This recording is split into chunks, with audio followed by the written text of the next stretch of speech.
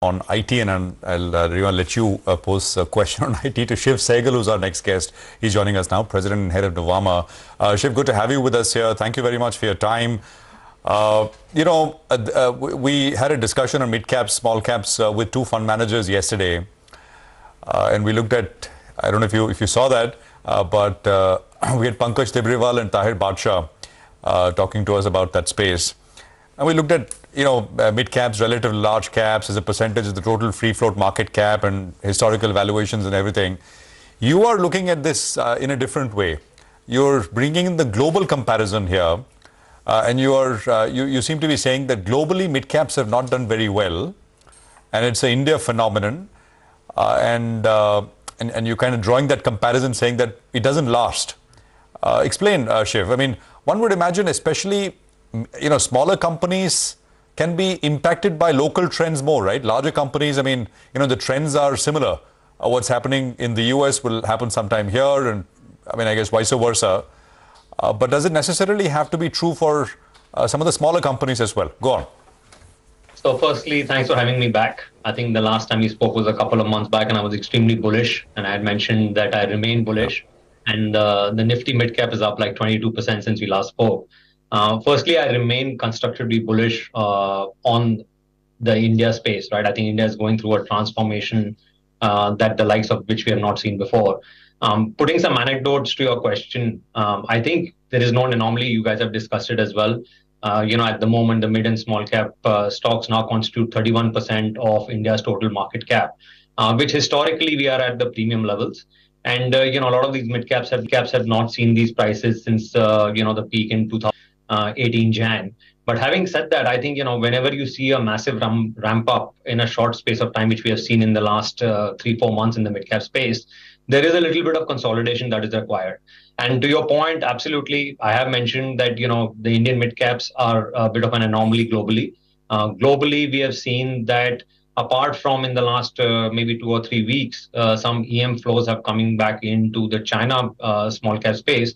But by and large, any flow that has happened in the EM space, in the small and mid cap space, India has been the forefront of it. And it's similar at the massive passive level as well. We talked about the stat that if you look at year-to-date EM flows, India has generated 50% of those inflows into the country. So while I think there is a time consolidation and the ramp-up has been quite aggressive, and there is a phase that, we do feel, and I do feel that smart money will move into large caps from here till the end of the year. Not saying that, necessarily mid-cap see a sell-off, but I think some consolidation is definitely on the charts. That's interesting, Shiv. Hi, good afternoon. So to be here. So, okay, you've put out one sort of expectation on the table that maybe incremental money will chase more large caps, which have had a more subdued year so far.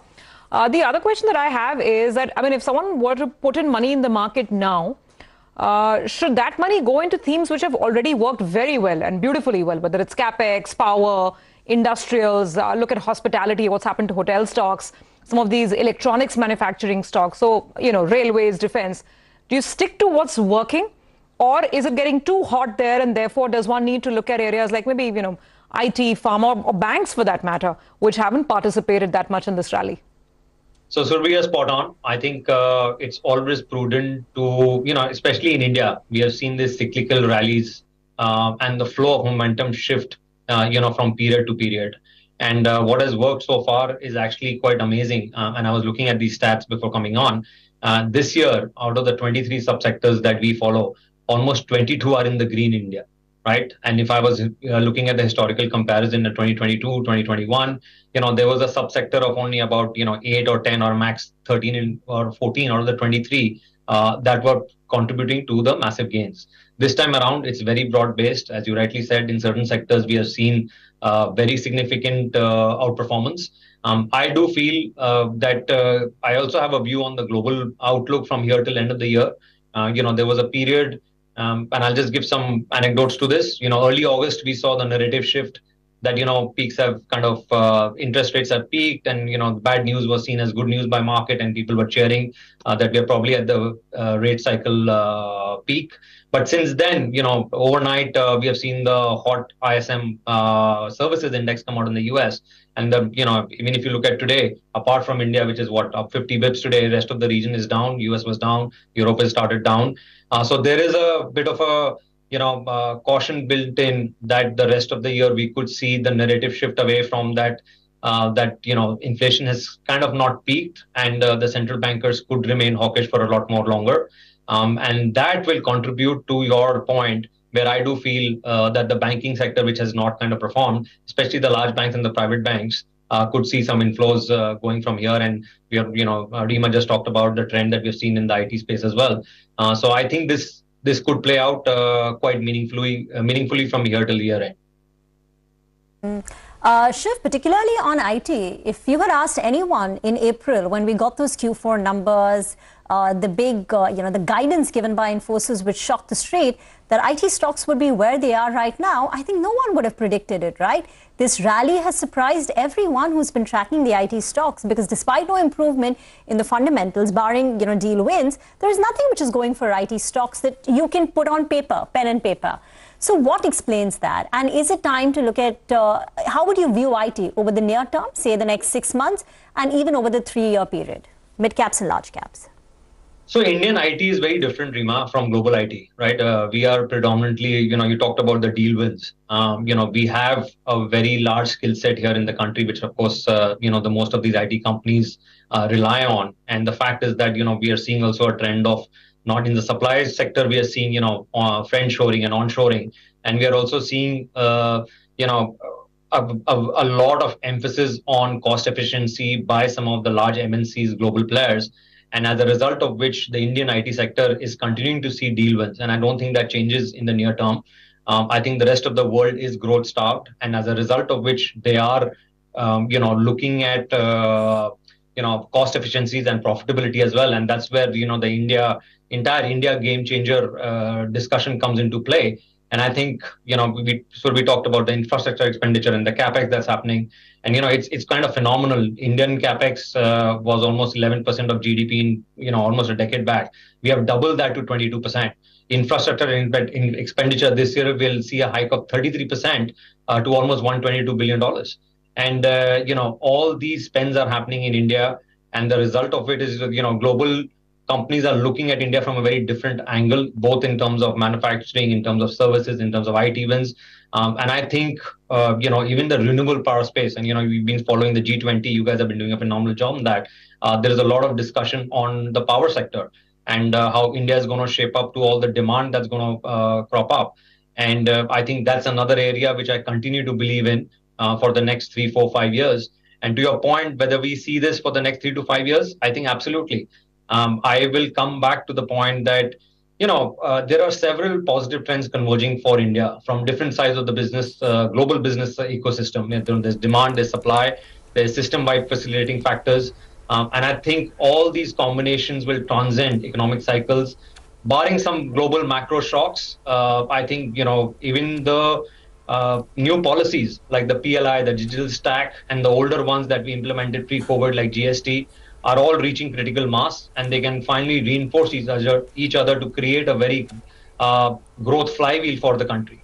So I remain bullish. I do feel that, yes, the mid-cap space can see some consolidation, and there'll be some movement back into the large-cap space, especially the IT and the banking sector. We also remain very positive in the auto sector as well. I do feel that the one thing that we haven't discussed is my negative view on China. I think, that is a bit of a anomaly there, what's going on. Prices have been deflating for the last 3 years. Real estate is a mess. The debt, the real estate imbalances, deteriorating demographics, and a worsening geopolitical backdrop. I'm going on a ramp here, but you get the picture. No, point taken. Shiv, everything you say is, I completely agree with everything else, but as an old... a veteran investor in Chennai told me a month ago, I was there, he said, great businesses, but even better prices. That's the problem for a lot of things, not everything. This gentleman I But you know, spoke to. the challenge to that sorry. is India is seeing an inflow of both momentum of flow, Yeah. and the earning cycle has completely changed since the last 2-3 years. So while valuations are peeping up, the earning cycle is also holding up very well, which you saw in the latest earning cycle. So yes, prices, But is that so? I mean, if you look at trailing earnings, right? I mean, trailing earnings expectations, future earnings growth is fine. But I looked at fourth quarter earnings and what's happened to expectations, full year expectations after that. I looked at first quarter. I mean, they're in line. Actually, maybe in some cases slightly on the softer side. It's not as if the full big earnings growth, at least not on a trailing basis. Now, expectations is anyone's guess. But go on. But I'll caveat that by saying that if you look at the earnings growth relative to what is happening in the rest of the region and developed markets, right? That They are is not true. even seeing, yeah. So that investing is a relative game, unfortunately. So, and you're absolutely right. If you saw a stock at 100, it'll be difficult for you to buy at 120, at 50, it'll become harder, at 200, it'll become impossible. And that's what we have been seeing. But I'm telling you, the flow and a lot of cyclical and business factors that are coming into play to transform India in the next couple of years.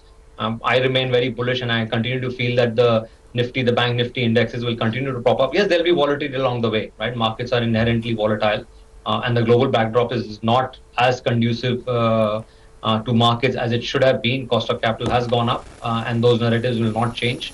But the reality is that India finds itself in a very sweet spot. And you guys have made this comparison well. The J curve, when an economy goes from 3.5 trillion, right? So I think all those things will come into play. And I do, I'm not saying that we remain overtly bullish. And I feel that, yes, the right prices and the right stocks will continue to do well. But fundamentally, I do believe that India will continue to transcend all these global volatile, doomsday, negative global narratives, and continue to outperform. Like exactly what you're seeing on the screen today. We are the only market in the region that's up. We got a nice, strong, thick Teflon coating, right? And that is working very well. Just one thing, Shiv, since you track global markets, you mentioned that. Have you heard any rumblings around NVIDIA in the US? Because I've been reading something here and there. It becomes important because so much of the US outperformance has been because of NVIDIA. And I'm not talking about the 120, 130 times it trades at. There have been some other some are starting to point fingers at, but anything you've heard? So I think I will answer that by saying that, it's gone up. It's a very large cap, 1.2 trillion now. And the reality is that to grow at that size and to continue to have the kind of wins that they had with the AI revolution and the chip space that happened in the last 3-4 months will be very difficult to replicate. And I do feel that we have probably seen the top of that, unless, of course, the global central banks start cutting rates aggressively on growth coming off and falling off a cliff, as what we're seeing in China. But I don't see that happening in the near term. Okay. So, yeah, I think there are better places to invest at these prices, as you rightly said. No, absolutely. Maybe India is one of those places that explains the enthusiasm and the optimism that Shiv is making. Even 0.0001% of that money starts coming here.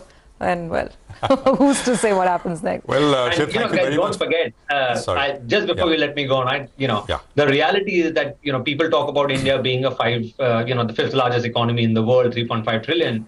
But if you look at the top 10 economies globally, our per capita GDP is still far lower. We are at 2,600. China is at 13,500, which is, still 5x, 6x of us. So we have a long runway for the consumption boom in the country and the wealth creation to happen at the middle income diaspora level that we keep talking about. And that is what I think this time is different. As long as we don't do a self goal, and I don't think we will, the trend is only higher. Well, it's always a good chat with you, Shiv. A great conversation as always. Thank you very much for your time here on CNBC TV 18. I just want to quickly highlight what's happening with Z. It's interesting because it's spiked up.